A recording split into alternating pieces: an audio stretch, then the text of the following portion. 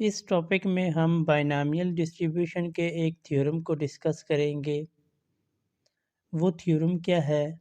Some of m independent binomial random variables with same value of p is also binomial. अगर हमारे पास m independent random variables हों, मिसाल के तौर पर 10 हैं, 15 हैं, 20 हैं, 25 हैं, 100 हैं, तो कहने का मतलब ये है कि अगर हम उन तमाम m independent binomial random variables को जमा करें तो जो हमारे पास एक वैल्यू आएगी, एक रैंडम वेरिएबल आएगा, वो भी बायनॉमियल होगा। अगली स्लाइड में हम इसका प्रूफ देखेंगे। थ्योरम ये है, let x1, x2 and xm be independent random variables. अगर हमारे पास x1, x2 से लेकर xm तक इंडिपेंडेंट रैंडम वेरिएबल्स हों such that xi has binomial distribution, ये जो रैंडम वेरिएबल्स हैं x1, x2 से लेकर xm तक, ये बाइनॉमियल डिस्ट्रीब्यूशन के रैंडम वेरिएबल्स हैं। यहाँ p से मुराद बाइनॉमियल है, ni से मुराद यहाँ पे नंबर ऑफ ट्रायल्स हैं, p प्रोबेबिलिटी ऑफ सक्सेस है, और एक्स आई में जो आई है वो किसके बराबर है? 1 से लेकर m तक। Capital Y is equal to summation of capital x i, जबकि आई 1 से स्टार्ट हो रहा है, m तक जा रहा है। इसका मतलब ये है कि अगर हम इन तमाम इंडिपेंडेंट रैंडम वेरिएबल्स को जमा करें, समेशन का मतलब क्या है? जमा करें इनको, तो वो किसके बराबर आएगा? वो y के बराबर आएगा। तो y हमारे पास एक नया रैंडम वेरिएबल है जो कि हमें किस तरीके से हासिल हुआ? इन तमाम इंडिपेंडेंट रैंडम वेरिएबल्स को जमा करने के बाद हासिल हुआ। y जो है ये भी बाइनॉमियल डिस्ट्रीब्यूशन का रैंडम वेरिएबल है, तो इसलिए हम यहाँ पे ये कहेंगे y has a binomial distribution. तो y भी एक बाइनॉमियल डिस्ट्रीब्यूशन का रैंडम वेरिएबल है। इस स्लाइड में हम इस थ्योरम का प्रूफ देखेंगे। तो जिस तरीके से हमने ये देखा हुआ है पिछली स्लाइड्स में कि बाइनॉमियल डिस्ट्रीब्यूशन का मोमेंट जनरेटिंग फंक्शन इसके बराबर होता है, इसी तरीके से अगर हम उन तमाम रैंडम वेरिएबल्स को जमा करते हैं और जो हमारे पास एक नया रैंडम वेरिएबल y हासिल होता है, अगर हम ये देखना चाहते हैं कि वो बाइनॉमियल डिस्ट्रीब्यूशन का रैंडम वेरिएबल है कि नहीं, तो हमें उसका मोमेंट जनरेटिंग फंक्शन देखना पड़ेगा। अगर उसका मोमेंट जनरेटिंग फंक्शन इसी टाइप का हो, जैसे जहाँ पे 1 माइनस पी यानी कि q प्लस पी ई की पावर टी की पावर n, अगर इस तरह का मोमेंट जनरेटिंग फंक्शन उसका हुआ तो इसका मतलब यही होगा कि वो भी बाइनॉमियल डिस्ट्रीब्यूशन का रैंडम वेरिएबल है। अगर उसका मोमेंट जनरेटिंग फंक्शन इस टाइप का ना हुआ तो वो बाइनॉमियल रैंडम वेरिएबल नहीं होगा। तो अगली स्लाइड में हमारा जो फोकस होगा वो यही होगा कि उसका मोमेंट जनरेटिंग फंक्शन देखना है कि वो क्या हमारे पास आता है। ये जो मोमेंट जनरेटिंग फंक्शन जहाँ पे हमने पिछली स्लाइड में देखा वो जस्ट x के लिए था, यानी कि अगर हमारे पास एक ही रैंडम वेरिएबल x हो तो उसका मोमेंट जनरेटिंग फंक्शन इसके बराबर होता है। क्योंकि x की एक ही वैल्यू है इसलिए यहाँ पे n की भी एक ही वैल्यू होगी। अगर हमारे पास रैंडम वेरिएबल एक से ज़्यादा हों, 2 हों, 3 हों, 4 हों, तो इसी तरीके से n की वैल्यू भी चेंज हो जाएगी, तब्दील हो जाएगी। इसके बाद हम ये भी जानते हैं कि क्योंकि ये बाइनॉमियल डिस्ट्रीब्यूशन है तो हर ट्रायल के लिए जो प्रोबेबिलिटी ऑफ सक्सेस होगी वो कांस्टेंट होगी, वो तब्दील नहीं होगी। अगर हम एक एक्सपेरिमेंट 2 बार करते हैं, 3 बार करते हैं, 10 बार करते हैं, जितनी बार मर्ज़ी करें, हर बार ट्रायल की जो प्रोबेबिलिटी ऑफ सक्सेस होगी वो कांस्टेंट होगी।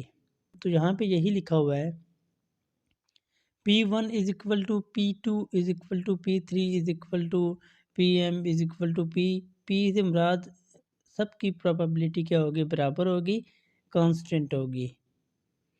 तो अगर हम यहाँ पे मोमेंट जनरेटिंग फंक्शन में देखें तो P तो हमारे पास कांस्टेंट आ गया, तो बाकी हमारे पास कौन सा पैरामीटर बचता है, N बचता है।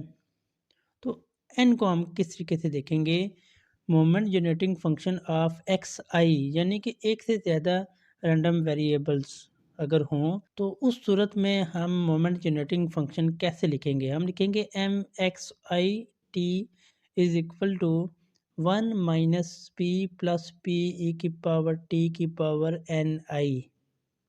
जहाँ पे टी इसलिए लिखा हुआ क्योंकि moment generating function function of T है।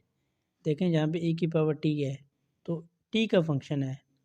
जहाँ पे ith रैंडम वेरिएबल का मोमेंट जनरेटिंग फंक्शन दिया हुआ है, आई से मुराद ये है कि अगर हम पहले रैंडम वेरिएबल का मोमेंट जनरेटिंग फाइंड करना चाहते हैं तो आई की जगह 1 पुट करेंगे, तो ये आएगा M X one T is equal to 1 minus P plus P E की पावर टी की पावर एन 1।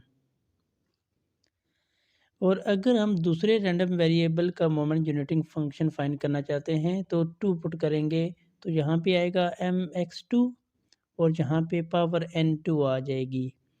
अगर इसी तरीके से हम सातवें रैंडम वेरिएबल का मोमेंट जनरेटिंग फंक्शन फाइंड करना चाहते हैं तो यहाँ पे 7 आ जाएगा और पावर 7 आ जाएगी एंड सो ऑन। और इसके बाद हम ये भी जानते हैं कि ये y किसके बराबर है, एक्स आई की समेशन के बराबर है। और अगर हम इस y का मोमेंट जनरेटिंग फंक्शन फाइंड करना चाहते हैं तो हम जानते हैं कि y जो है वो m रैंडम वेरिएबल्स के बराबर है। तो अब अगर इसका मोमेंट जनरेटिंग फंक्शन फाइंड करना चाहेंगे तो उस सूरत में जो हर रैंडम वेरिएबल है उसका जो मोमेंट जनरेटिंग फंक्शन होगा, यानी कि पहले का मोमेंट जनरेटिंग फंक्शन, फिर दूसरे का मोमेंट जनरेटिंग फंक्शन, फिर तीसरे का मोमेंट जनरेटिंग फंक्शन, तो एंड सो ऑन जितने भी रैंडम वेरिएबल्स होंगे उन तमाम का प्रोडक्ट लेना पड़ेगा। दोबारा सुन लें कि अगर हम moment generating function of y निकालना चाहते हैं तो क्योंकि y एक से ज़्यादा रैंडम वेरिएबल पे मुश्तमिल है, इसलिए उन तमाम जो रैंडम वेरिएबल हैं 1 2 3 एंड सो ऑन, उन तमाम का जो भी हमारे पास मोमेंट जनरेटिंग फंक्शन होगा उन सब को हम मल्टीप्लाई करेंगे, उनका प्रोडक्ट लेंगे। तो जब हम उनका प्रोडक्ट लेंगे तो जो जवाब आएगा हमारे पास वो रैंडम वेरिएबल y का मोमेंट जनरेटिंग फंक्शन होगा। इसीलिए यहाँ पे लिखा हुआ है i इज़ इक्वल टू 1 से लेकर m तक जितने भी हमारे पास m हैं, जितने भी हमारे पास रैंडम वेरिएबल्स हैं, उन सब का हमने क्या करना है, प्रोडक्ट लेना है।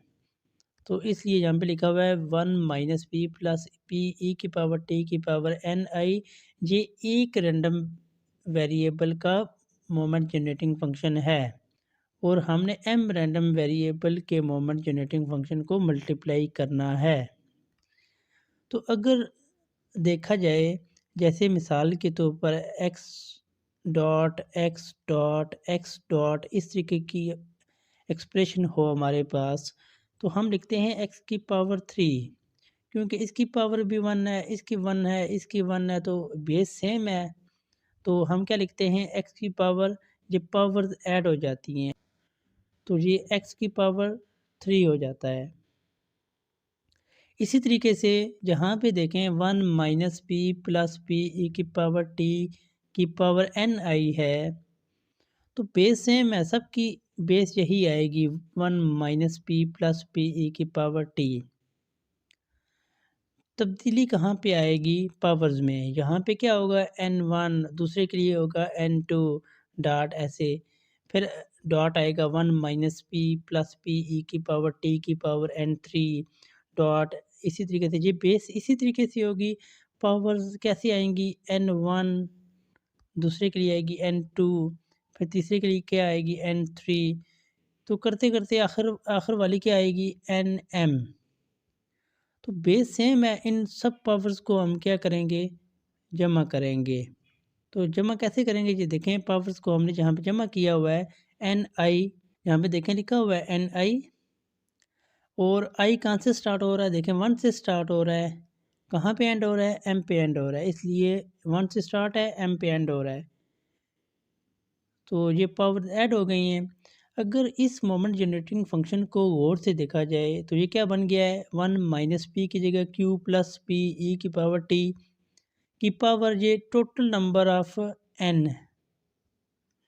तो अगर गौर से देखें तो हमें ये पता चलता है कि ये जो मोमेंट जनरेटिंग फंक्शन है, ये बायनॉमियल डिस्ट्रीब्यूशन का मोमेंट जनरेटिंग फंक्शन है।